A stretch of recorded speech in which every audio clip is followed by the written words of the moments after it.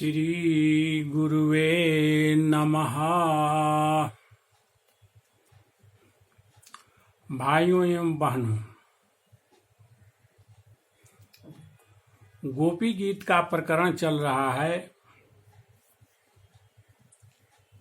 गोपी गीत के 8वें श्लोक में गोपियां कह रही हैं कि मधुर जाग गिरा बल गुवाक्या। हे भगवान, आपकी मधुर बोली जो है मधुरा अति मधुर है। उस बोली में, आपकी वाणी में, आपके वाक्यों में, आपके शब्दों में जो रस टपकता है, उस रस में बड़े बड़े विद्वान भी रम जाते हैं और अपने आप को भूल जाते हैं जो है। तो भगवान की वाणी को सब लोग नहीं सुन सकते हैं। भगवान की वाणी को सुनने के लिए पहली बात तो भगवान की कृपा होनी चाहिए, और भगवान कृपा करेंगे तबे हम लोगों की ज्ञानी इंद्रियां जो है दिव्य बनेंगी। अभी जो ज्ञानी इंद्रियां हैं, आँख, कान, नाक, जीभ और त्वचा, ये 5 ज्ञानी इंद्रियां हैं। पांचों ज्ञानी इंद्रियां माइक हैं, माया की बनी हुई हैं, माने ये जड़ पदार्थों की बनी हुई हैं, ये दिव्य नहीं है। तो दिव्य आँखों से हम लोग भगवान को दिव्य आँखों के बिना हम लोग भगवान को देख भी नहीं सकते हैं, क्योंकि भगवान अगर साक्षात भी हम लोगों के सामने खड़े हो जाएं तो हम लोग नहीं जान पाएंगे कि ये भगवान हैं। हम लोग साधारण बालक ही समझेंगे भगवान को कि ये साधारण बालक आकर खड़ा हो गया है, क्योंकि कहा गया है कि जिसकी जैसी भावना रहती है उसी रूप प्रभु मूरत, जिसकी रही भावना जैसी प्रभु मूरत तिन देखी तैसी। जिसकी जैसी भावना रहती है वो प्रभु को, भगवान को वैसी उसी रूप में देखता है। तो भगवान की बोली भी साधारण आदमी के कानों में नहीं जा सकता है। जो है साधारण क्या, जो है माया में लिपटे हुए मनुष्यों के कानों में नहीं जा सकती है। जो है भगवान की बंसी ध्वनि भी मायावी व्यक्ति, माया में लिपटे हुए मनुष्यों के कान में नहीं जा सकती है।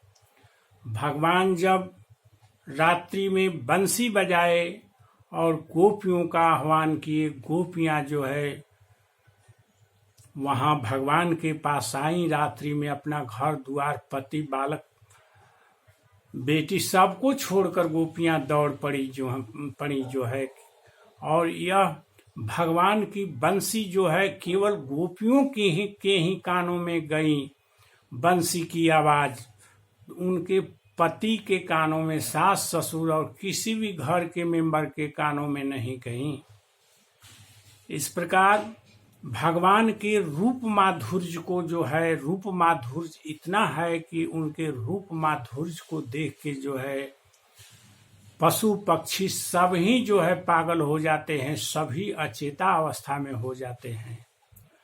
यह संसार का जो है, हम लोग कृष्ण भगवान का, राम का फोटो जो देखते हैं, तो ये तो हम लोगों के माइक मन के द्वारा बनाया गया फोटो है जो है। और भगवान का स्वरूप जो है दिव्य स्वरूप है, जो है दिव्य स्वरूप जो है हम लोग इन आँखों से नहीं देख सकते हैं। जो है गोपियां भगवान के रूप माधुर्य को देख रही हैं, भगवान की जो है मधुरा अति मधुर वाणी को सुन रही हैं। गोपियां जो है, गोपियां भगवान से बात कर रही हैं जो है। तो यह जो है उनके सारे अंग प्रत्यंग, उनके सारे जो है ज्ञानी इंद्रियां सब जो है दिव्य हो गई हैं। जो है भगवान जैसे दिव्य हैं वैसे ही गोपियों की भी ज्ञाने इंद्रिया दिव्य हैं जो है, उसी दिव्य इंद्रियों से गोपियां जो है भगवान की मधुराति मधुर वाणी को सुनकर कहती हैं कि हे भगवान, हे प्रियतम, आपकी वाणी को सुनकर, मधुरा अति मधुर वाणी का रस लेकर जो है बड़े बड़े विद्वान मतलब कि कौन, कि जो आपको जानने वाले हैं, जिनको भी जो है दिव्य दृष्टि प्राप्त हो गई है, जिनको आप दिव्य दृष्टि दे दिए हैं, जिनके ऊपर आप कृपा किए हैं, वे जो है वैसे विद्वान जो है आप कि मधुरा अति मधुर वाणी को सुनकर जो है उसमें रम जाते हैं और अपने शुद्ध बुद्ध को खो देते हैं जो है। विधि करीरिमा वीर मुह्यति, हे आपकी आज्ञाकारिणी दासियां हैं हम लोग जो हैं, आपके हर एक आज्ञा का पालन करने के लिए हम लोग तैयार हैं जो है। और आप की वाणी को सुनकर हम लोग बहुत ही मोहित हो गए हैं जो है। और जिन होठों से आपकी वाणी निकलती है जो है, उन होठों के अमृत को हम लोग पीना चाहते हैं प्रभु। उन ओठों के अमृत को हम लोगों को पिला दीजिए जो है। जो आपके ओठों के अमृत को पी लेगा वो धन्य धन्य हो जाएगा। ये बांस की बनी हुई बांसुरी कितनी भाग्यशाली है जो आपके होठों की अधर को, अमृत को हमेशा ही पीती रहती है जो है, अमृत का हमेशा ही रस लेती रहती है जो है। हे प्रीतम, आप हम लोगों को अपने होठों के अमृत को जो है पिला दीजिए जो है भगवान। अपने उसी होठों के अमृत से जो है बंसी ध्वनि में बंसी बजाते हैं जो है, और बंसी ध्वनि से भगवान की होठों से वही अमृत की धारा बरसती है, जिस धारा को जो है गोपियां जो है अपने कानों से रसपान कर रही हैं। गोपियां अपने कानों से रसपान कर रही हैं। गोपियां कह रही हैं कि हे भगवान, आप जो है हम लोगों को जो है अपने होठों के अमृत से जो है रसपान कराइए जो है। हम लोग आपके होठों के अमृत का रसपान करना चाहते हैं जो है। और आपकी दासियां हैं हम लोग, आपके की आज्ञाकारिणी दासियां हैं जो है। हम लोग संसार में और किसी को नहीं जानते हैं, किसी की सत्ता को नहीं मानते हैं, केवल एंड केवल आपकी ही सत्ता को मानते हैं भगवान। आप ही हैं और हम लोगों के लिए कोई नहीं है। संसार के संबंध से हम लोगों को कोई मतलब नहीं है, वो सब क्षणभंगुर संबंध है। बेटा हो, बेटी हो, पत्नी हो, भाई हो, बंधु हो, सास हो, ससुर हो, पिता हो, माता हो, सारे संबंध जो है क्षणभंगुर है भगवान। हम लोगों के असली संबंधी तो आप ही हैं जो है। और आपकी सत्ता के अलावे हम लोग किसी की सत्ता को नहीं मानते हैं। आज हम लोग देखते हैं यह गोपियों का बहुत ही उच्च भाव है। इसी भाव पर भगवान जो है गोपियों के ऊपर बहुत ही प्रसन्न होते हैं और गोपियों को कहते हैं कि गोपियां तुम धन्य हो, धन्य हो, धन्य हो जो है।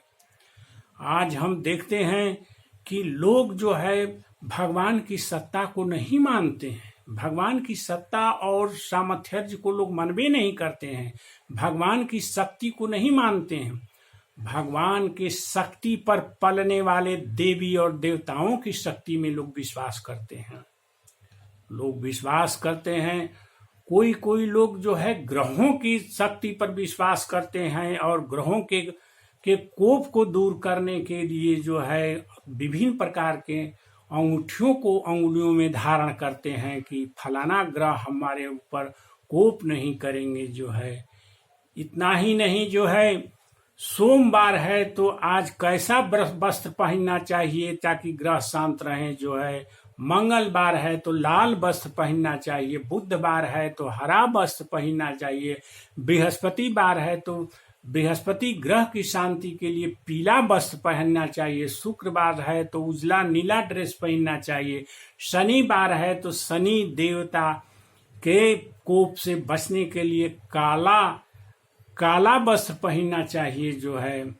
इस प्रकार से विभिन्न देवताओं की शक्ति को लोग मानते हैं, लेकिन देवताओं में जो शक्ति दी गई है, भगवान के द्वारा दी गई है, वे भगवान अगर अपनी शक्ति को खींच लेंगे तो देवताओं के पास कोई शक्ति अपनी नहीं बचेगी, न ग्रहों के न नक्षत्रों के किसी की भी अपनी सत्ता नहीं बचेगी।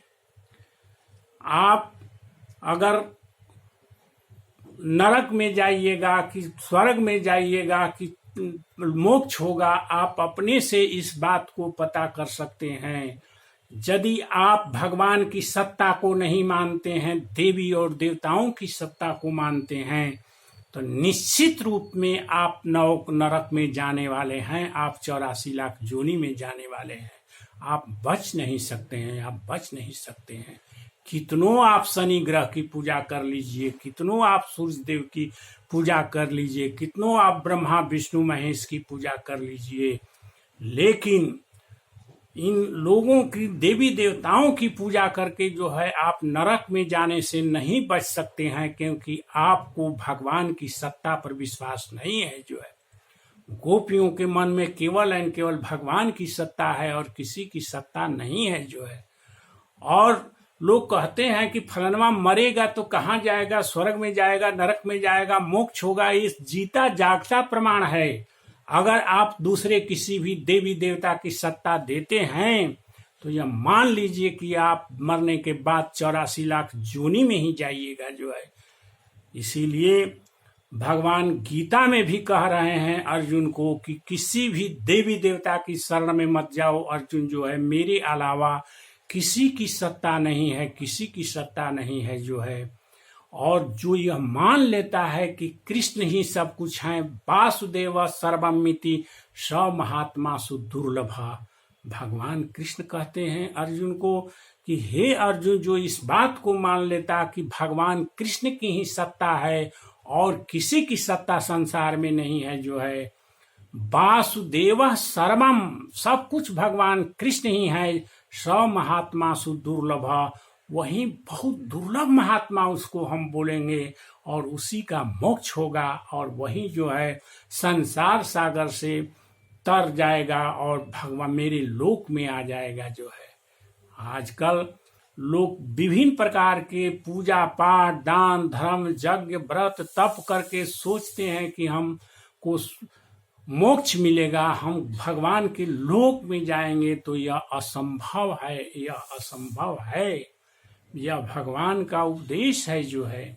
सारी गीता में भगवान इसी पर बोल रहे हैं कि मेरी ही सत्ता है जो है और किसी की सत्ता नहीं है। और आदमी मूर्खता कहाँ करता है कि देवी देवताओं और अनेक प्रकार के ग्रह नक्षत्रों की पूजा करके आदमी जो है अपने को फंसा देता है माया की जाल में जो है, और 84 लाख योनि में जाने के लिए रेडी हो जाता है जो है। तो ये बातें जो है आप लोगों की के कानों तक पहुंच रही हैं जो है, किसी हमारे ही माध्यम से भगवान पहुंचा रहे हैं, लेकिन पहुंचा रहे हैं। कोई भी व्यक्ति इस पर अमल करके अगर यह मान ले कि संसार में केवल एंड केवल भगवान की ही सत्ता है, दूसरे किसी की भी सत्ता नहीं है, तो वह अपने जीवन को सफल बना लेगा। इसीलिए भगवान कृष्ण जो है अर्जुन को कहते हैं कि किसी को भी याद करने की जरूरत नहीं है, कृष्ण किसी को भी याद, केवल एंड केवल मुझको ही याद करो, तस्मात् सर्वेषु कालेषु माम अनुस्मर युद्ध च।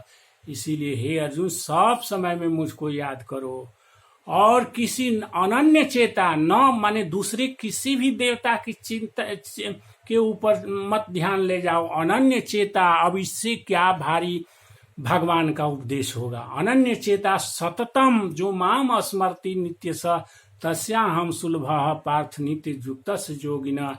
जो अनन्य चेता किसी भी की तरफ देवता देवी ग्रह नक्षत्र पूजा पाठ पर ध्यान न ले जाकर केवल मुझको सोचेगा जो है, वही जो है इस 84 से पार होगा जो है।